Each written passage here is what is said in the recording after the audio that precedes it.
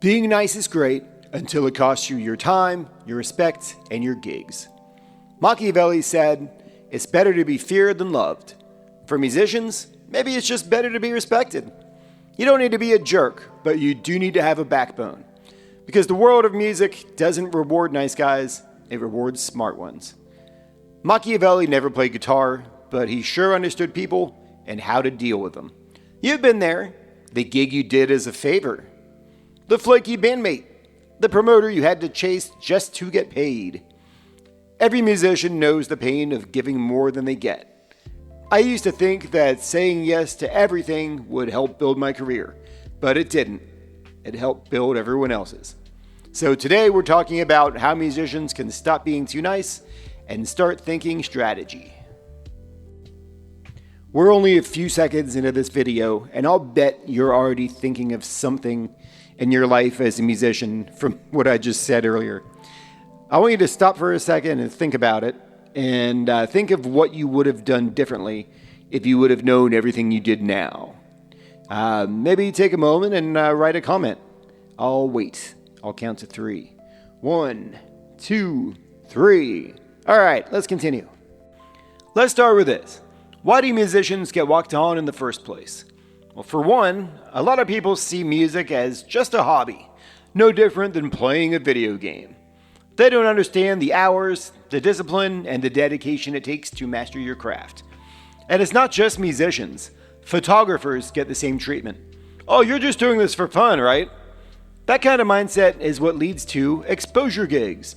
A friend of mine used to do photography. He was trying to do it as a side hustle, and he started to realize real quick that a lot of these models out there who want to have a portfolio, they think that they're doing him a favor by letting him be the one who takes pictures, as if putting them on his resume is going to help them.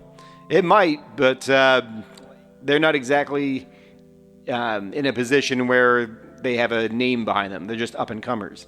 But they have such a self-inflation kind of value assigned to themselves that they don't realize that.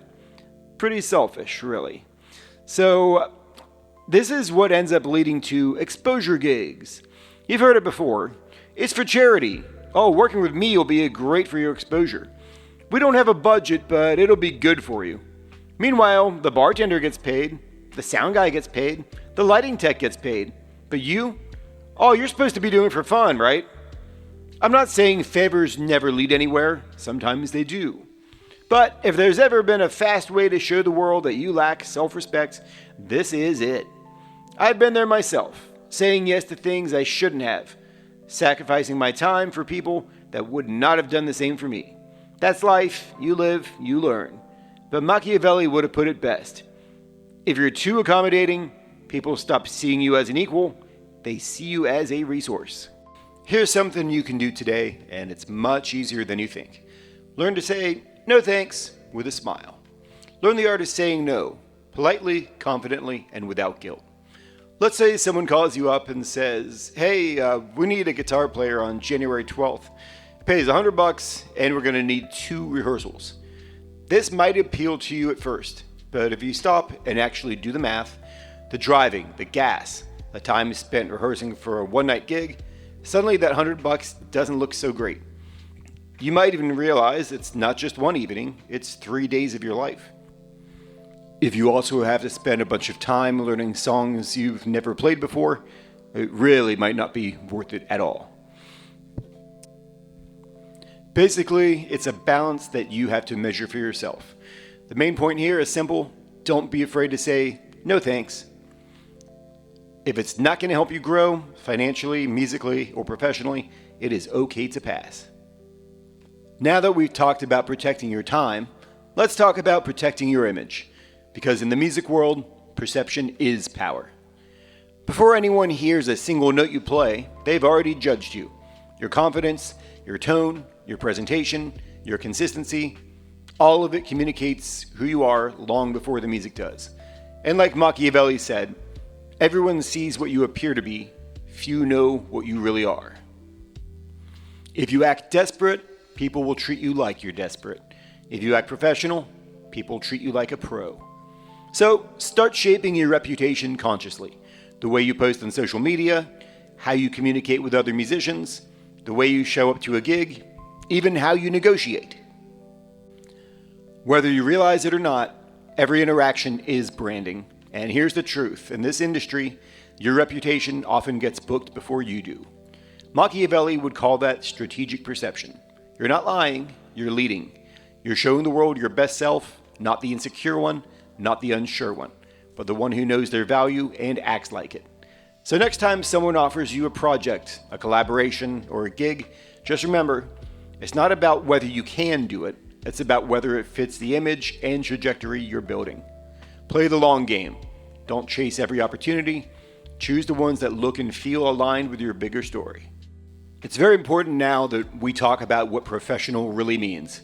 We can sit here and talk about how other people are doing you wrong or whatever it might be, but if you're not acting professional, you have no right to complain. So, what is professionalism? Well, people love to throw that word around, but let's be real. Being professional isn't complicated. It's not about how famous you are or how many followers you have. It's about reliability, respect, and self-control. Being professional means you answer messages, you don't ghost people. You communicate. If you're running late or can't make it, let people know. You show up on time, ready and sober. You don't make other bandmates have to babysit you or babysit your bad habits. It's actually super easy, but a lot of musicians still blow it. I used to play in a band with someone who would get so wasted by the last set, this person would be shaking on stage. A few times, they disappeared before the second set, nowhere to be found. We had to start without this person and let someone else sing. And this person was supposed to be the band leader. Then there are the ones who show up ridiculously late. No communication, no apology, or worse, no show up at all. And even worse, if they do show up, they spend time on their phone, not even really paying attention, not invested in getting better at the songs we're supposed to be practicing. Sometimes they even take pictures of themselves and post on social media just to look like they're, in the music world. Pretty pathetic. This kind of behavior kills your trust, kills morale, and kills reputation. So, how do we deal with this in the Machiavellian sense? Here's the rule. Tolerate it once, make the boundary clear. If it happens again, walk away. Because if you stay, you're teaching them that your time and your professionalism don't matter. And this is where Machiavellian wisdom really hits. He said, the first method of estimating the intelligence of a ruler is to look at the men he has around him. Translation, the people you surround yourself with reflect your standards. If your bandmates are unreliable, chaotic, or drunk on stage, you become guilty by association. A Machiavellian musician knows when to cut ties, not out of ego, but out of strategy. You can't build power in chaos. So here's your takeaway. Keep your circle tight, surround yourself with people who show up, people who follow through and treat music like a craft, not like a party. And if someone repeatedly disrespects that, you don't have to argue or lecture, just quietly remove yourself from the situation. Because power isn't always loud. Sometimes it's just the calm, confident decision to walk away. Dealing with disrespect and knowing the difference between critique and contempt. At some point in your musical journey, someone's going to disrespect you. Maybe it's subtle, they talk over you in rehearsal, dismiss your ideas, or take credit for your work. Or maybe it's blatant. They insult you, mock your playing, or treat you like you don't belong. And here's where most musicians struggle. They either blow up and burn bridges, or they swallow it and let resentment grow. Neither works. Machiavelli would tell you, the wise man does at once what the fool does finally. Meaning, don't react emotionally, act strategically. But first, you've got to know what you're dealing with. There's a big difference between critique and disrespect. Healthy critique helps you grow. It comes from someone who wants you to improve. It's focused on the music, not your ego. It's specific, not vague insults like, you suck. When someone says, hey, your timing was a bit ahead on that beat, try locking with a drummer. That's feedback, that's gold. Those are the people you want to keep around. Do not get defensive with those people. They are there to help you, and they want the best for you as well. Disrespect, on the other hand, is personal. It undermines rather than builds. It's dismissive, controlling, and designed to embarrass you. It's about power, not progress. Like the bandmate who says, "Man, you'll never get that part right," or the producer who rolls his eyes while you talk. That's not feedback, that's a test. They're checking to see what you'll tolerate and how far they can push you. Machiavelli would call that a power play. And his advice? Men are quick to offend those who make themselves easily forgiven. Translation: if you always let it slide, you're training people to disrespect you. So here's your strategy. 1. Pause before reacting. Don't let anger make your decision for you. 2. Address it once, clearly and calmly. You can say, "Hey, if you have feedback, I'm open to it, but let's keep it constructive." 3. Watch what happens next. If they adjust and show respect, great. You've just set a boundary like a pro. If they double down or get defensive, you've learned something even more valuable: who not to keep around. Because here's the truth. Being a musician means putting your soul on the line. That deserves respect. The people who critique you with honesty are your allies. The ones who disrespect you repeatedly, they're revealing their character, not your worth. So learn to separate the two. Respond with strategy, not emotion. And never confuse being calm with being weak. Sometimes the most Machiavellian move is to stay composed. Smile and quietly make sure that person never gets another minute of your time. Closing message: be kind but strategic. So here's the big picture. Being nice isn't the problem, being naive is.